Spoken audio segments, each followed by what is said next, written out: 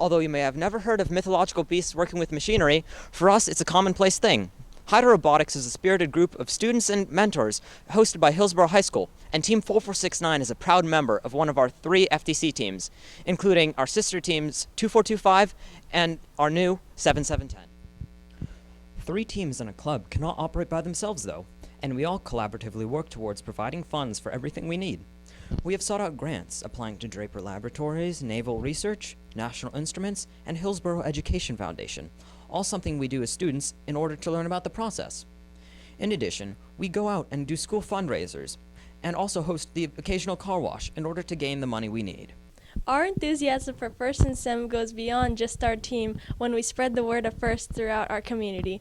This year we have lunged out at every opportunity for demonstrating our robots and speaking about the FIRST program.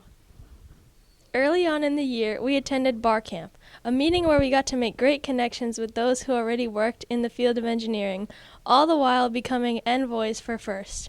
We later attended the Tampa Bay Inventors Convention to do the same as well.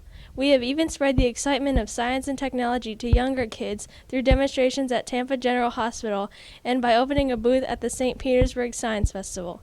Even when we went to attend a preseason scrimmage, we gave tours to those who were interested.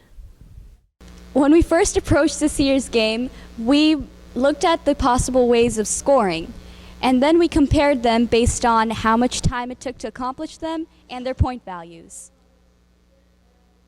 We came to the conclusion that double hanging is a highly valuable option for scoring in comparison to simply utilizing cubes. With this in mind, we created our first design, a rotational drivetrain that by using points of attachment on gears, turned rotational motion into linear, giving us enough height to raise our drivetrain off the ramp once the arms were latched onto the bar. However, after our first competition, we rethought our design, focusing on a drivetrain that can play defense while also using a sweeping mechanism to score low-goal cubes. Without our old drivetrain, a new lift system had to be devised, and so we looked at cables and their lift efficiency. By using a small drum to wrap the cable around a point of attachment that is far from the fulcrum on our arms, we hang reliably, although we're still working with ways to increase stall torque. In addition to this, we prototyped several methods of flag spinning, concluding that a DC motor geared 1 to 3 could effectively raise a flag to its highest level in roughly 4 seconds once spinning.